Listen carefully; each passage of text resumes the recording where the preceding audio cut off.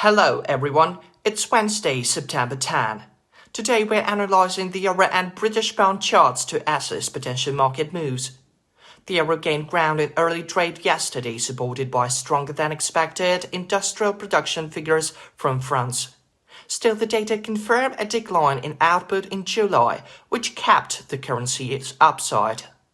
Notably, the euro climbed above last week's high before slipping into a mid-correction as the dollar strengthened on profit-taking ahead of key data due today. Sterling followed a similar path. The move suggests that markets are bracing for 2 days' US inflation report, widely expected to determine whether the Federal Reserve cuts interest rate at its September meeting. Let's turn to today's macroeconomic calendar. From the euro area, the only notable release is Italy's industrial production. Output is expected to have increased in July after a 0.2% gain in June. On an annual basis, however, the data is likely to remain negative, underscoring persistent challenges in the Italian economy. As noted earlier, the key focus will be on US producer prices. The PPI is forecast to rise by 0.3% in August, easing from July's sharp 0.9% in jump. On an annual basis, producer prices are expected to hold steady at 3.3%. A stronger reading would signal renewed inflationary pressure for the Fed, sparking debate among policymakers over whether to proceed with a September interest rate cut.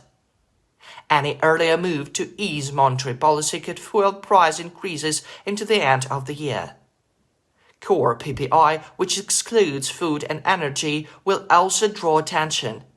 Economists expect a 0.3% month-on-month increase, with the annual pace showing to 3.5% from 3.7%. If the figures meet expectations, the dollar will likely strengthen, with markets shifting the focus to tomorrow's consumer price report, which is crucial for the euro and pound's trajectory against the greenback. Today's calendar also includes US wholesale inventories, though this release is unlikely to move market sentiment. All eyes remain on producer prices. Now let's move on to technical analysis. The 1-hour EUR/USD chart shows that if the dollar strengthens, long positions could be considered around 16.92, targeting a recovery toward 1.1728, where sellers are likely to step in.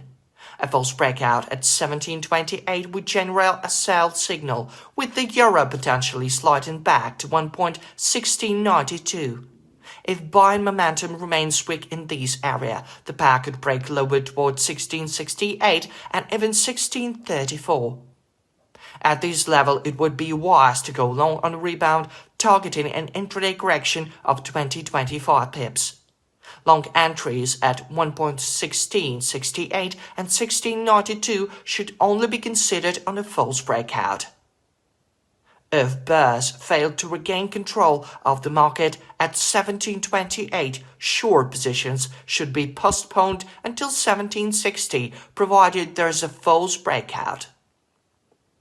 Selling on the rebound would look attractive once the euro reaches a one-week high near the 1.1813 resistance level, targeting a pullback of 25-30 pips. Speaking of the British pound, the setup looks similar. After hitting a fresh one-week high, sterling slipped back below the strong resistance level of 1.3553. A false breakout of this mark would generate a sell signal, putting the pound-dollar pair toward 1.3519. A breakout and firm consolidation below that level could extend losses to 1.3484 and potentially 34.51. At this level, long positions on a rebound would be advisable, targeting an intraday correction of 25-30 pips. Long entries at 34.84 and 35.19 should only be considered in the case of a false breakout. In a bullish scenario, short positions would look appropriate near one-week high of 35.87 on a false breakout, or around 36.15 on a rebound, aiming for a 25-30 pip pullback. It's worth noting such sharp moves are likely only after the release of US inflation data and only if the figures deviate significantly from economists' forecast. Good luck to everyone.